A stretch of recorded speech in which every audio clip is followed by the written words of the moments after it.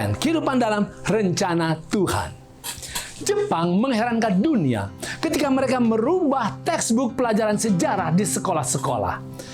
Kenapa? In attempts to tone down or delete descriptions of Japan's wartime aggression. Artinya mereka mencoba melakukan pemutihan terhadap gambaran kekerasan Jepang di masa Perang Dunia. Nampaknya Jepang menyesal dan malu terhadap hal-hal buruk yang sudah dilakukan bangsa ini kepada bangsa-bangsa lain. Bagaimana Anda melihat sejarah hidup Anda? Bangga ataukah malu? Sejarah adalah bagian penting kehidupan kita. Kita melihat ratusan tahun yang lalu, itu adalah sejarah. Kita melihat 10 tahun yang lalu, itu adalah sejarah. Kita melihat bulan lalu, itu adalah sejarah. Kita melihat kemarin atau 1 jam yang lalu, itu adalah sejarah. Baik atau buruk, itu sudah terjadi. Alkitab adalah sebuah buku sejarah.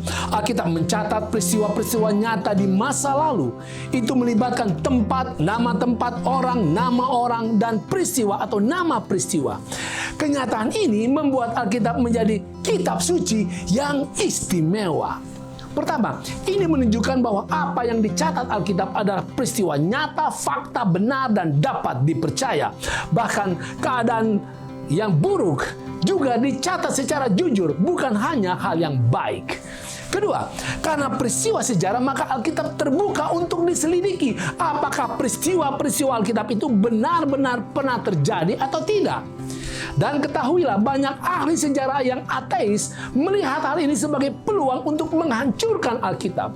Beberapa mencoba menunjukkan bahwa penciptaan adalah fiksi, Musa adalah tokoh dongeng, Daud adalah legenda saja, Yesus adalah mitos. Tetapi saudara, mereka tidak berhasil. Ketiga, ini menjadi dasar untuk orang beriman memiliki jaminan bahwa sebagaimana Tuhan terlibat hebat di masa lalu, maka Tuhan yang sama akan terlibat hebat di masa sekarang ini. Misalkan, Mazmur 106 ayat 9 katakan, "Dihardiknya laut teberau sehingga kering, di bawahnya mereka berjalan melalui samudera raya seperti melalui padang gurun." Suatu pelepasan yang dahsyat. Ayat 47 katakan, "Selamatkanlah kami ya Tuhan Allah kami, dan kumpulkanlah kami dari antara bangsa-bangsa supaya kami bersyukur kepada nama-Mu yang kudus dan bermegah dalam puji-pujian kepadamu." Saudara, pelepasan yang hebat menjadi jaminan untuk pelepasan yang dahsyat di masa sekarang ini. Saudara, kalau sejarah hidup kita memalukan seperti yang dialami Jepang, jangan khawatir. Alkitab juga mencatat sejarah buruk umatnya. Tetapi itu membawa kemegahan Alkitab. Kenapa? Karena sejarah Alkitab menunjukkan bahwa Tuhan mengubah hal yang buruk oleh umatnya menjadi kemuliaan bagi namanya. Seperti Petrus, Paulus, dan banyak yang lain. Fokuskan masa lalu Anda kepada Tuhan, minta pengampunan dan bersyukurlah.